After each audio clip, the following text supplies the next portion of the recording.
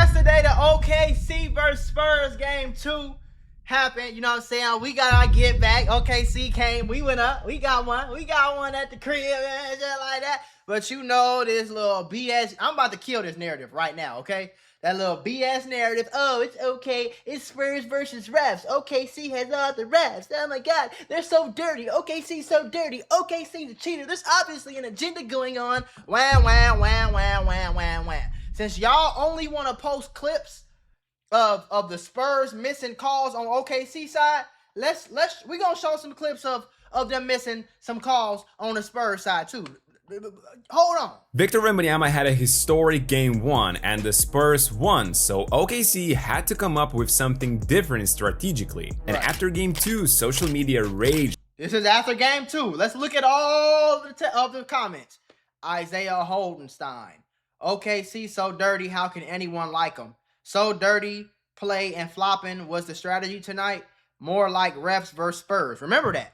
About uncalled fouls on Hartenstein against Wemby, but let me explain how this tactic might actually be the only way for OKC to win against the Spurs. Now, before he explains that, let's move over to a compilation of the Spurs doing just as dirty shit. But this goes to show you how narratives, most people can't think for themselves. They only listen, they go in the comments, and if they read 100 comments straight of them saying OKC playing dirty, that's what they say in their head. They like, OKC dirty. It's refs versus Spurs. Why? OKC's just allowed to hold Wemby. It's Spurs versus refs. Whoa, what's going on here? Hart was holding Wemby all game. Shut it. Whoa, what are you doing? You holding them. What are you doing? Literally all the Spurs do is grab Shea, hold him off ball, and I don't see a single OKC fan having a cry and whinging like all you front runners and bandwagon. Hand checking, that's a foul. Hand checking isn't legal, right? Is hand checking any less legal than hooking? It's like at this point, let's just get it. Whoa, that's not a foul? See, what happens is, what y'all do is y'all push this bullshit ass narrative, and then y'all have people coming after they get their ass bust by OKC. Now the whole world hates OKC because y'all keep complaining about, oh, he's foul baiting. He's foul baiting. He's foul baiting. It's refs versus everyone else. OKC has the refs in the right pocket. This is a foul, bro. This because if OKC was doing this to Wembanyama and he had a bad game, y'all would be on here crying, bro. This is a foul. You cannot put two hands on somebody and stop them, right? So, but the refs are letting them play. The refs are letting them be a little bit more aggressive, right? But I want y'all to peep how the people are only going to point out when it's a foul on Wemby that they didn't call. They're never going to point out if it's a foul on SGA because SGA has been made the villain. So every time when SGA get done busting these players' ass and they go into the press conference, you guys, those calls are insane. The refs were insane tonight. The refs were insane. The refs were insane.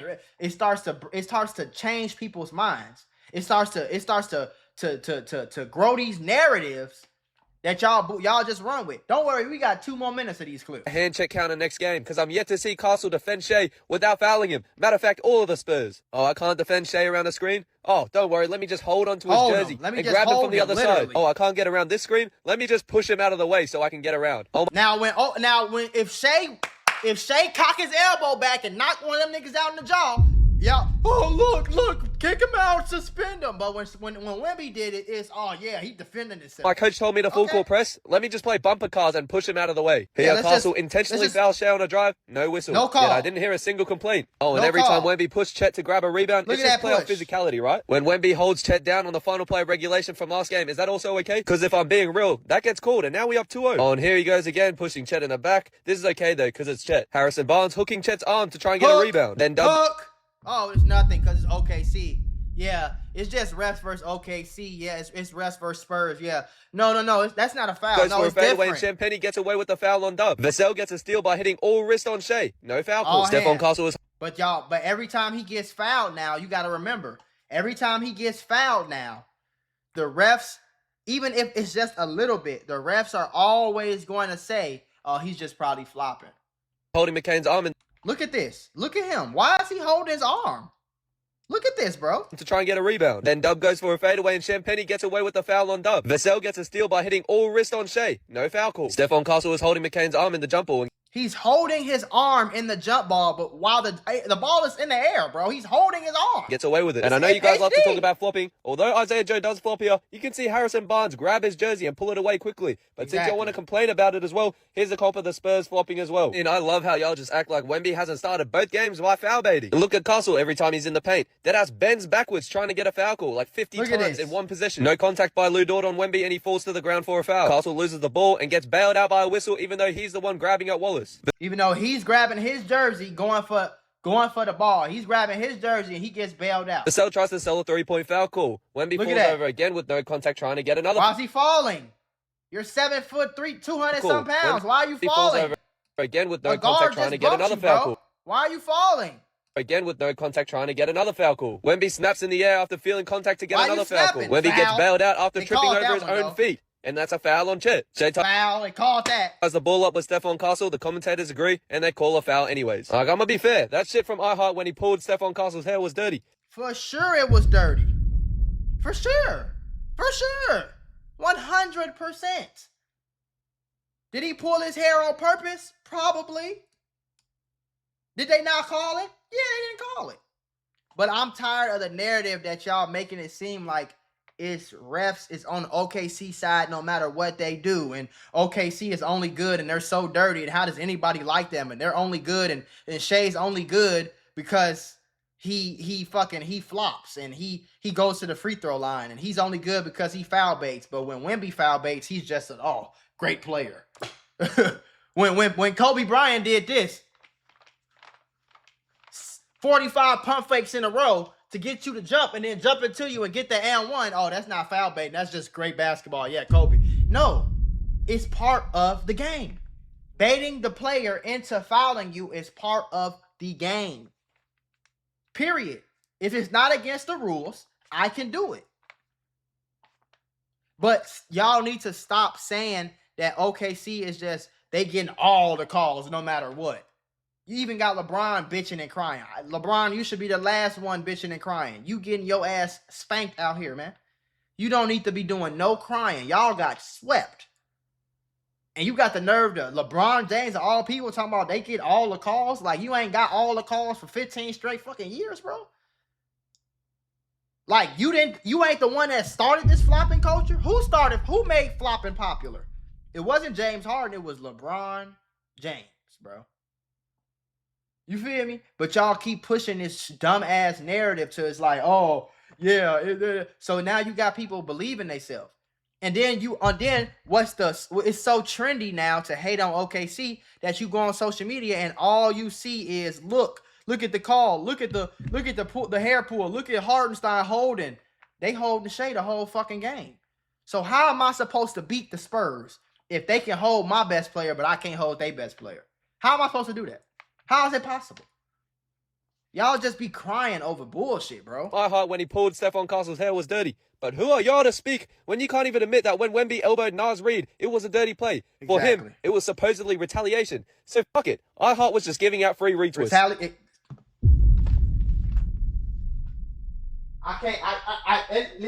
did I say earlier, bro? What did I say earlier? When Wemby elbowed Nas Reed, it was retaliation because he was getting held the whole series. But when Hartenstein pulled Stephon Castle after Stephon Castle been holding Shea the whole series, oh, now it's dirty. Now they need to suspend him. You see how that shit changed? And y'all don't seem to care about any of these plays either. Wemby doesn't get called for diving at Shea's knees recklessly. Again, swings recklessly at iHeart's face plays either. Wemby doesn't get called for diving at Shea's knees recklessly. He already had the ball, bro.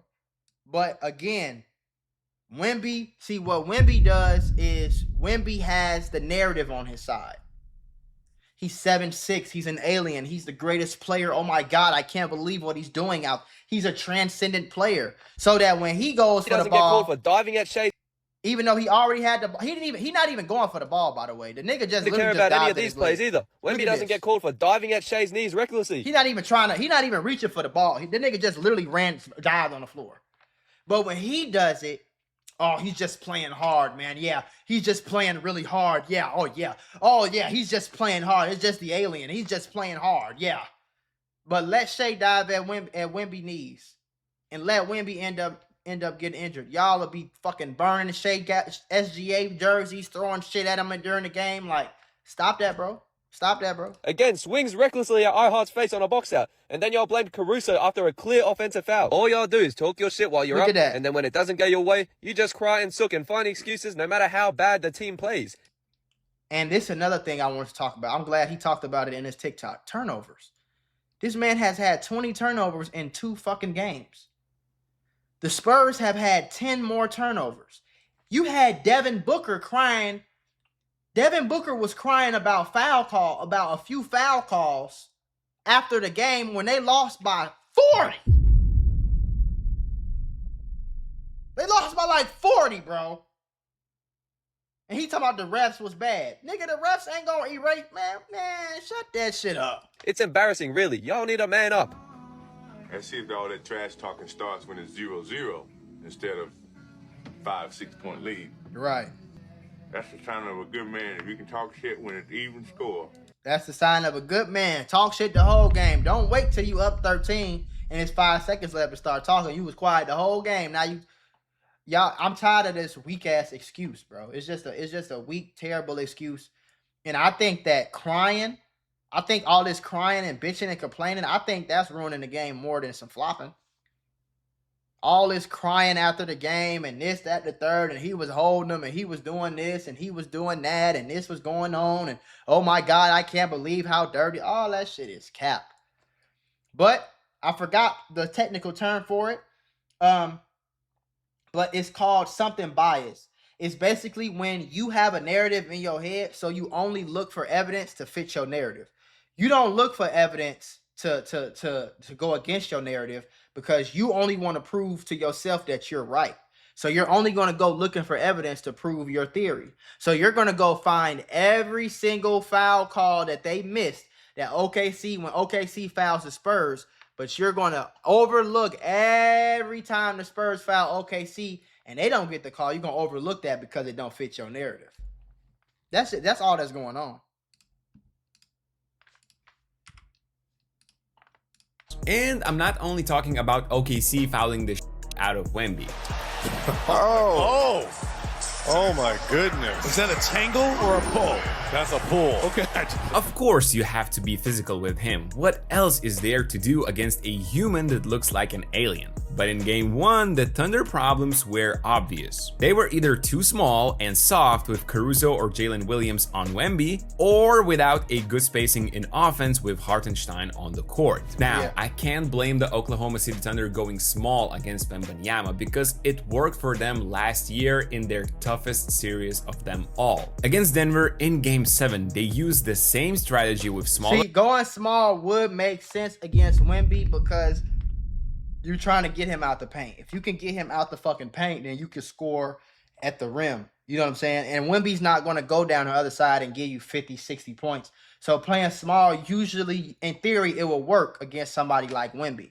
I think the reason why it's not working is for 2 reasons. Number 1 is even though the Thunder are very good at ball movement, they're not the best at driving and kicking or passing out of a shot.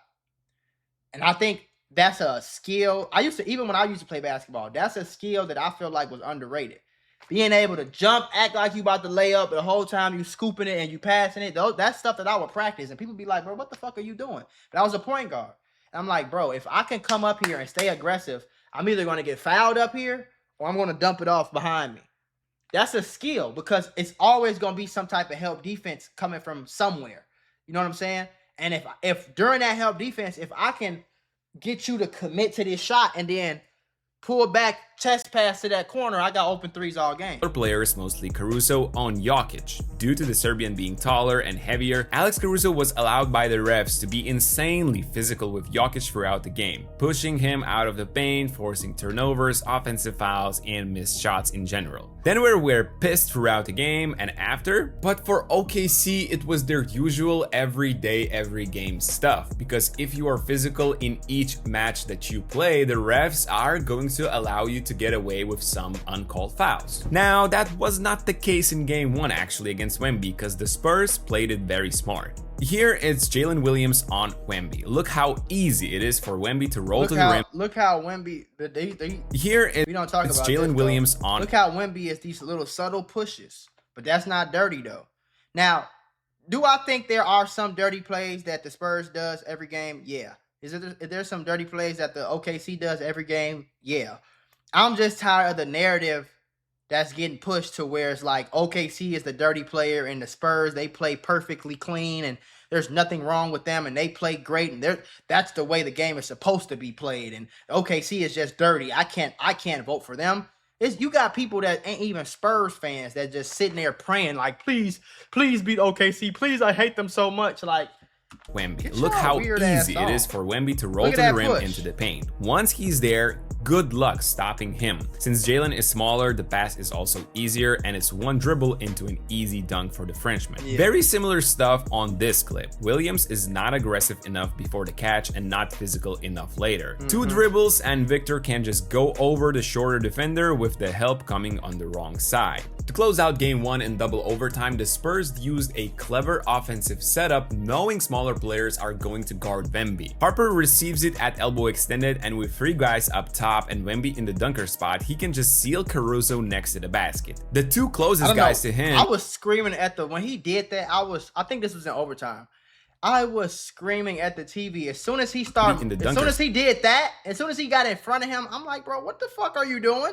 I'm like, stay behind him! He can just seal Caruso next to the basket. The 2 closest guys to him are Vassell and Champagny on the right, the 2 shooters, so Caruso tries to go for a steal and it doesn't fly. In the next possession, it's not the same setup, but the concept for Wemby is clear. He flashes inside from the weak side dunker spot, forces the Thunder guard to go in front and slip on the floor, and that's enough. Going small also allowed Victor Wembanyama to grab more offensive rebounds in that first game. He had 9 second chances, converting most of it to points. All of these were crucial and are going to be even more important going forward into the series as offenses get stuck more often than not. After watching the tape, here comes OKC's adjustment. Isaiah Hartenstein guarded Wembanyama only for 22 seconds in game 1, but he took on the full assignment in game 2, and watch what happens in the first full possession. The bigger and the stronger center is constantly pushing and shoving Wembanyama, allowing his guards to go under on. And that's the adjustment that, you know, I was thinking about that adjustment. I really forgot Hartenstein was on the team at a point, but after watching game 1, I'm like, he needs somebody that's got more like body on him. Like they need somebody with more like just more heavy set, more solid, because that's kind of like Wemby's only thing he can't do. He's just not that strong of a person, and I think he's gonna end up being like maybe he might get as big as Giannis, maybe, but I think he'll end up staying more on a KD like slim Reaper side because he moves so fluidly. So I don't think he don't want to get too strong to the point where he's kind of slowing some of them movements down, and that kind of takes away from his lure of being able to do fucking anything on the court. But when you have that solidness, right? When you got that solid behind him, it's not as easy for him to move around no more. So now a lot of those legal bumps are legal. You know what I'm saying? And that's another thing with the narrative is like you can tell a lot of these people just aren't real basketball fans because, bro, do you want me to pull up some of what they was doing to Jordan? Do you want me to pull up some clips and show you what they was doing to Jordan? Jordan to get knocked the fuck out on his ass, stand up, and go back to the other side. Like back then, it wasn't even really nothing saying to the refs. You know what I'm saying? Like a flagrant foul was a common foul in the 90s. You know what I'm saying? And so it's like, I don't know. Castle's pick and rolls, and then he just kicks him out of the paint, not giving the slightest of chances for the offensive rebound. Nope, look how worried about Wembanyama being in the paint Hartenstein was all night long. After jumping to contest Castle, he immediately comes back and then tries to push out Wemby, so he can't really seal in and ask for the ball or be a threat for the second chance. Hartenstein. What happens is if you've seen them clips from game 1, he was pushing Chet a lot. He can't push Hartenstein. He can't move Hartenstein around like that. You know what I'm saying? So I think playing Chet and Hartenstein actually might play in OKC's favor, because now it's like, okay, if you can put Hartenstein on Wemby and you can kind of like hold Wemby away from shit, box him out, kind of get physical with him, push him to the side, bump him a little bit. Now Chet is like the new Wemby on the court, because the Thunder don't really have anybody to guard Chet when you really think about it. So now you can kind of let Chet cook. Now you can open up the court more for SGA and the rest of the team to get to the basket. So I think this is probably be the best bet they have, just because Chet is so it's like Chet is shorter than Wemby, but he's also just as skinny, so there's no advantage.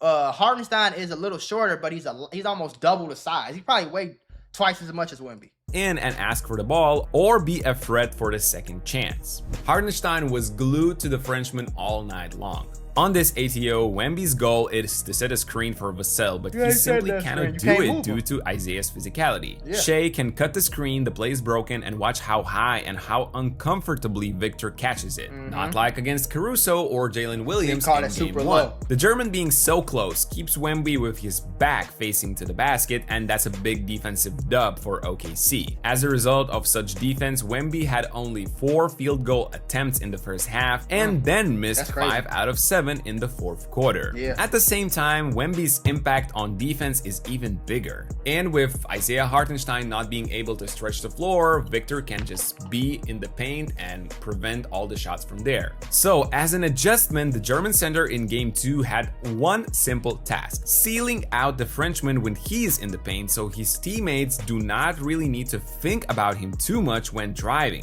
He tries to set a Gortat screen here, but chooses the wrong side first, and then locks up Wemby's arm, and that's a second foul on Isaiah early. But also, Spurs had to use a challenge to review this play and change the foul call. But on the other side, it's amazing how basketball has evolved and how much teams have to adapt playing against Wembanyama's defense. For sure. Holmgren here looks to drive right and peep Hartenstein. He's simply trying to block Wemby away from rim help while staying under the basket himself.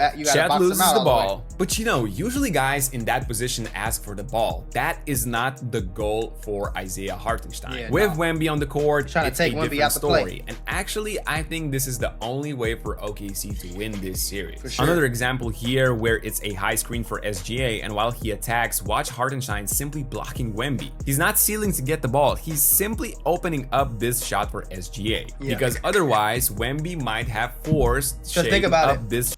Hartenstein simply blocking Wemby. Hartenstein literally boxing out. There's not even a rebound, but he's boxing.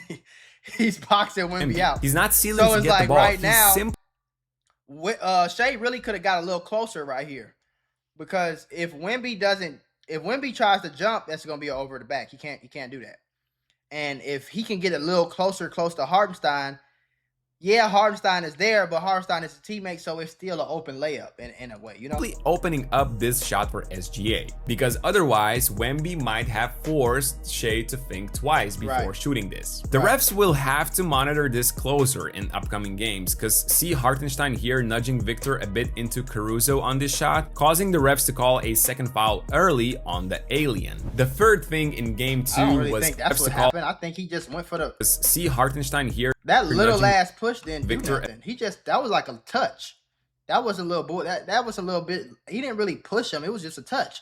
Wemby was going to try to protect this anyway. A bit into Caruso on this shot, causing the refs to He just didn't jump straight up, and that would have been a foul regardless of what Hartenstein did in that case. Second foul early on the alien. The third thing in Game 2 was OKC's reduced number of switches and almost never wanting to help from Wembanyama and Peel switch off of him. On this clip, they are forced into a late switch because Dort gets stuck on the screen, but the more interesting part comes later. When Champagny drives, Chet is right there for a Peel switch that OKC usually use a lot, but he leaves the drive for Hartenstein, who comes over at the last second, just because Chet is now guarding Victor. Spurs get a great shot, they just miss it. On this pick and roll, watch Hartenstein refusing to switch out from Wemby, pointing to the last man to take Castle at the basket. As a result, Stefan almost gets an insane poster on SGA. He got his one in this case switch. Hartenstein, I have to stay, bro. I can't leave this nigga. Out from Y'all Wemby. gotta help. So now I need, what has to happen in here? A rotation of defense has to happen. Be pointing to the last man. Chet has to move over quicker. I ain't gonna lie. Take because Chet, in this case, Chet is Wemby, bro. He's the closest thing OKC has to Wemby. Nigga, go block this shot. At the basket. And as you're doing that, I need Jalen Williams to come get your man in the corner. You see how that works? I need Shea to stay down with Vassell, and I need Lou Dort to stay down with. He can help a little bit, but he can help off Harper just a tiny bit. But he needs to be able to close out quick. What needs to happen in this case is Chet needs to move over for this to work perfectly. Chet needs to move over at the last minute. But Jalen Williams has to understand that, okay, when Chet's moving over, and OKC's real good at this. Chet moves over, I have to sprint to this guy. As a result, because at this point, Jalen Williams should be sprinting here. But you could kind of tell that he's dead set on getting to the basket. But Chet has to move over there over Shea, bro. You know what I'm saying? Chet, you're like 5 or 6, 8 inches taller than Shea, bro. Your arms are longer. Put your fucking hands up, bro. Get your ass over there. There's no reason why Shea should be almost like he wouldn't probably even tried that on Chet. Gets an insane poster on SGA. He got his one a little bit later. He's got more attention. Oh my goodness! Stephon Castle! That was nasty, I ain't gonna lie. Welcome to this earth! In this next clip, another screen and roll, and again, it's not a switch, but rather passive defense for Hart. Clip, another. You see how nobody talking about this shit? Another screen and roll, and again. Bro, his hands are. It's not even a fucking screen. It's just a push. He didn't set the screen. Welcome to this earth. Like, in this next clip, this ain't no screen. He just holding them and pushing. Screen and roll, and again, it's not a switch, but rather passive defense for Hartenstein. Such strategy now puts more pressure on the Spurs guards to score and create, rather than Wemby attacking the mismatches down low like in Game 1. And with the Spurs missing Fox due to injuries and now Dylan Harper going down, I do wonder where the offense. What happened to him? Is he gonna be out? Is going to come from in the games moving forward for the Spurs. Is Fox coming back, or what? Isaiah Hartenstein is allowed to be this physical against Wemby and get away without fouls, is gonna be a super hard series for Wemby. And you see how the Spurs were just as physical on Shea, but he still came out and gave their ass 30 points and 9 assists and won the game. You see that? Did you see that? Nobody's seen that though, right? But because Shea is not going to go in the press conference and say they hold, they doing the same thing they complaining about. They hold. You know what I'm saying? Like, bro, it's basketball. It's going to be some calls that they hear, they see, there's some calls that they miss. I do understand that sometimes the whistle just blows on one side and the other side. It's like that, bro. But at the end of the day, it's basketball. It's basketball. You feel me? And if you know, my coaches used to tell me, like, bro, if the refs are not on our side, that means we have to win some other way. Complaining about it isn't going to change shit. There are going to be some nights where the refs on our side, and some nights the call swing the other team's way. What are we going to do about it on the nights where it swings their way? You feel me? Because my coach used to always tell us, our coaches used to tell us, like, no matter what they call, they can't stop you from putting that ball in the basket. So if they fouling you, play through the fucking foul. So a lot of times in practice, we would just practice. It'll be no refs. They'll like literally be physical with us on, not too physical, but we'll be physical with each other on purpose. Just to get better at fighting through calls, because sometimes calls ain't gonna come. Just what it is. You know what I'm saying? But yeah, I hope this video definitely killed that bullshit ass narrative, this refs versus OKC. So I don't want to hear that no more. It's still gonna be some goofies in the comments, but that's okay. You know, we always here for the goofies. That's okay. Don't worry about it.